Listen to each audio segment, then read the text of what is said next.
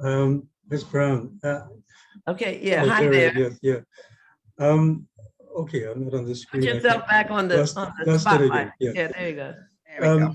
So just picking up on Christina's point about psychological warfare, and you talked about struggle, and you remind me constantly, of the warfare that's being waged upon our bodies, historically oppressed peoples, locally and globally, and you also talked about everyday commitment as well, an everyday commitment to the struggle.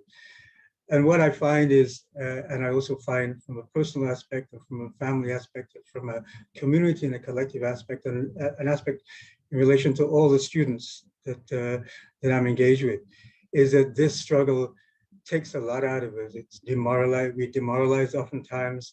This system wages war on us in a whole-bodied sense. It's killing us psychologically, emotionally, physically.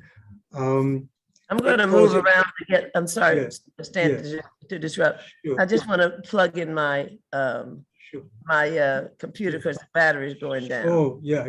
So I'm walking around, so you'll just have to bear with me. Okay. I'll put my camera off for a minute, if Okay. you don't mind. Okay. Just Can you hear me though?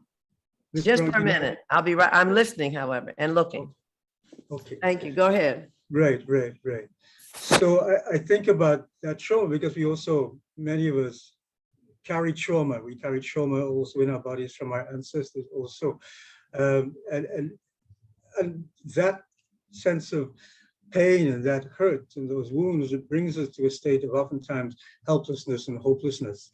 And I just wonder, and we talk about oftentimes mental health, but it is a whole-bodied unwellness and a whole-bodied wellness that we're talking about, really.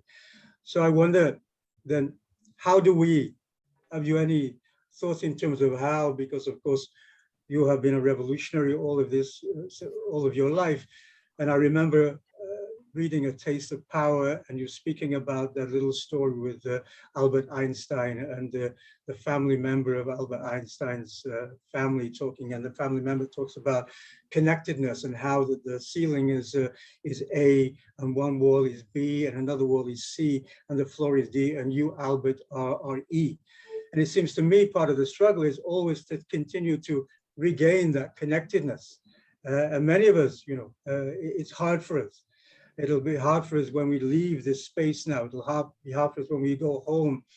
And that hopelessness and that helplessness, I'm always reminded of Panther thinking that it reduces to the point of pain where we cannot become revolutionaries in it, right? We cannot transform our world. So I wonder then how to guide us. What can we do in our everyday world to push against that sense of breakdown, our whole body breakdown, to push against that sense of hopelessness and powerlessness, and to attempt to live a revolutionary spirit every day.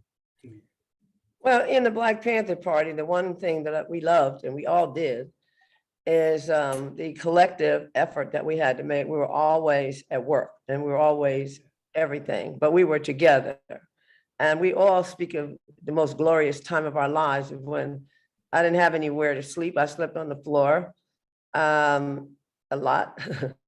And well, I mean, sometimes you had a sleeping bag, so it's not like I just stepped on a bare floor totally. But anyway, the point is, we knew and believed at least that our fight was serious and was glorious. And so we weren't depressed at all. We were happy most of the time. I mean, you can't imagine, we laugh about the shit today. Some of us, and we're old, and we still laugh about, remember when we did this, and all those, veteran type stories, old people stories. But today, I'm so immersed in what I do every day in terms, so I got my boy in the joint, and that's a lot going on with that. I've got this project with 79 housing units, and you can believe me, this damn near killed me because of the amount of, it's a $72 million project. And how did I get that? I'm going to do a documentary, a short one, to make a model for other people. This is how you can get the land from the government for $1. But I mean, it was a fight. I mean, I've been knocked down by a city councilwoman. I've been taken to the grand jury. One guy, my former co-developer who wasn't about shit, took me to arbitration, maybe pay, I didn't pay, I won, but it cost me some money to win. I've had a lot of rough moments trying to get through that, and that's not counting the racism, the just incredible, it just stuck in racist bureaucracy of the city of Oakland, of the county of Alameda, the state of California, in terms of housing and trying to, who gets to house. I'm probably the only Black person who has been the lead developer of any housing in the Bay Area. Now, let's just think about that for a minute. That's a sad statement, isn't it? And there's plenty of reason for that. Now, the thing that I think, and what makes me get up in the morning and not feel sad or depressed, is that I'm going for a goal. I'm gonna build this goddamn house, and these people have done everything they could do. It killed me now. Don't think I didn't feel hurt and pain and isolation. But I want to tell you this. When you are focused on what you need to do, and you have action, and tomorrow we're gonna get up and we're gonna build a school, and tomorrow we're gonna, blah, blah, blah, all of that. You will not feel isolated or lonely because you got some shit to do. You ain't really got time because you're working. You're working every day. Now, that doesn't mean you're gonna get up in the morning and polish your guns, As a friend of mine who's, pretty big, he's a former member of the party, said, these people are gonna make me break out my AK, what I'm saying? So we're always there, like in the back of our heads. We're still pretty rough characters, most of us who are in the Black Panther Party. But that doesn't mean you're gonna get the big thrill of some protest movement, or you're gonna be here and you're gonna feel bad because the big thrill is over. No, there ain't no big thrill. It's all a big thrill. I'm building to get, now I got 4 businesses to open that will be owned by formerly incarcerated people. I have no idea where I'm gonna get the money for that shit, but I have a few thoughts about how I can get it. So I'm gonna spend the next 2 years struggling to get, several $1 million to pour into these businesses so that I can create a model for how people can pull themselves out when they're coming out the joint, and they ain't got to hit nobody in the head and go back to prison. We have the recidivism and all the other stuff, because we're not tearing down the wall, all this Angela Davis stuff about, the end of prison. Well, all right, that's your little fantasy statement. You ain't going to deliver that, and nobody is, because as long as the rest of the system is in place, the prisons are going to be in place, okay? So it's a bullshit goal. I'm just going to say that. It's a bullshit goal. But what can I do right now to build up an army of people that were in prison? Half these people in prison don't even know why they were in prison. I asked them, I said, why do you think so many Black people in prison? They're like, I don't know. Why don't you know? Are you the dumbest person on the planet? Do you not notice that there's only 5% Black people in the state of California and 40-some% Black in the prisons, the biggest prison system maybe Texas. I'm not sure about the numbers. Could be Texas or California. California certainly has one of the biggest. Here you are, 40-some% of the California prison system, and you represent 5% of overall general population of the state of California, the most populous state in the union. And you don't know why. You can't figure that shit out. So we got a lot of work to do. That's an army waiting to be formed. But what are we doing? We sitting around here arguing about some little shit like this, going out there and do some stuff with those people. And once you set your goals, and every day you are working on them, as building something, creating something, that's what we did. Lastly, the party's central committee said we all have to have a breakfast program. And then when we got orders, we just did it. It wasn't like, oh, well, let's vote on that shit. It wasn't no democracy in the Black Panther Party. It was just straight up hardcore orders. And ideas flow, as we say, flow up and down the chain of command, but orders come from the top down. So when we got that order, because after Bunchy and John were killed in early 1969, we still didn't have a breakfast program in Southern California, which was the first chapter. So we had to go get a breakfast. So then the central committee would not say, here's the money, here's how you should do it, this is what you should be doing. Your ass has to have a breakfast program, and we need you to have it in a month. You playing now, so you're not serious. See what I mean? It's like when I gave you an idea, let's bring some children up to the school. Now you need to give yourself a goal. Can we get some kids up to the school instead of sitting around here having a conversation? Just go on and do it. You'll be so engaged, you'll be happy every goddamn day. Now, they would say to us, you gotta have a breakfast program. Okay, breakfast program. So now, we're like, the only places we ever knew, the traditional thing had become going to a church and asking them for their space. Because we didn't, we had a building somewhere? No. So we went to church after church. All the black churches were like this. Oh no, we don't want no Panthers up in here. Jesus was white, please. We don't want no Black Panthers in here.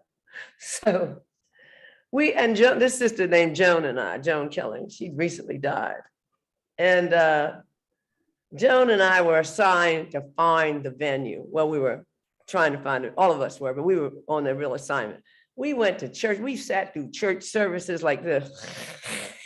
And we finally, nobody wanted to give us, I can't even tell you, we have really funny stories about the adventures of going to various churches. And so one day, this one guy told us, a brother in the party said, well, I've got this, my pastor, my family's pastor says he will open us. So we go to the guy and he's like, oh, absolutely. We're like, wow, it's a black guy. He's a nice church, very beautiful. We're like, this is perfect. It's perfect. We don't worry, we'll clean everything up. We just have the children coming in, blah, blah, blah. We had all, whatever. He said, well, now, we're Seventh-day Adventists and we don't eat meat. You don't eat meat. And so he said, you can't have meat in the breakfast program. Now, for Black people in 1969, breakfast was meat. Not only was it meat, it was pork. So you can't have breakfast without pork. You know what I'm saying? I'm talking bacon, ham, sausages, ends, and patty. I'm talking about pork chops, but you can't have breakfast without pork because we didn't have cereal. We didn't feed our children cereal. We fed our children hot meals, just so you know. So it was going to be some grits, it's going to be some eggs, some pancakes, whatever, but it was always going to be some meat. Okay, so we were like, we can't turn this down because we got to have the breakfast program. And we don't know how we're going to serve these children. So Joan, and I remember this is 1969, stumbled upon something, we had no internet, we had nothing. Remember, like put it in your head. And some kind of way she found these packaged things called veggie burgers. Nobody ever heard of this shit, but it was all like soybeans and beans. It was really horrible, but it was no meat. But it looked like a big thing of sausage, right? So we sliced it up like with sausage patties and put a lot of onions and bullshit in there, hot sauce, and put it in the pan and fried it because we were not going to violate this man's request. This man was so kind. How could we be rude, Yeah. And so in the beginning, and I was in that breakfast program, in the beginning, those kids would be like, what's this? We said, it's sausage, eat it. So they were like, this ain't no sausage. It is, eat it. Now, the one thing you learn about children, after an adult tells them something a couple of times, they start to believe it. They were like, he said, put some ketchup on it, you'll be all right. And with enough seasoning and enough other stuff, we passed those things off as sausages. Well, I don't think we didn't lie. We just said, it's meat, just eat it. We said it was meat, but we didn't say what. But anyway, the point I'm making is this. We were happy every fucking day. Because all I had to do is know I'm going to see these little children. They're going to eat this little bit of food. Now we got to go find the food. We're going to go jump on somebody to get the food. Let me assure you, we're going to say that we want Mr. Jones to give us a pound of bacon a day. Oh, I can't give all. Really? Well, how do you feel about your store still standing in the middle of the community? Because that's what's getting ready. Somebody laughing too hard. Who is that up there laughing? Trisha. You laughing a little too hard, Trisha. We would go to Safeway stores. Let me tell you what we did at Safeway. We just tore them up. We shut down a Safeway. We just, to get the food, we didn't pay money. People asked us, how do we do it? We didn't have any money, so we had to get it any way we could. By hook or crook, a lot of it by crook. But after a while, we had students from the Black Student Alliance that would be our collectors. Once we set up in LA, we had a network. We knew you go over here to get eggs, you had this breakfast for you, take it here. So the thing was systemized by then, whatever the word is. And it was fabulous. The police would stop us every day, Stan, man, I call you Stan, I told you call me Elaine. But the police would stop us almost every day in LA. It's 1969, we buried somebody every month. Every month. 2 guys in San Diego, John and Bunch in the beginning of the year. All through the year, we had, and then the end of the year was assault on our office. And still we were happy.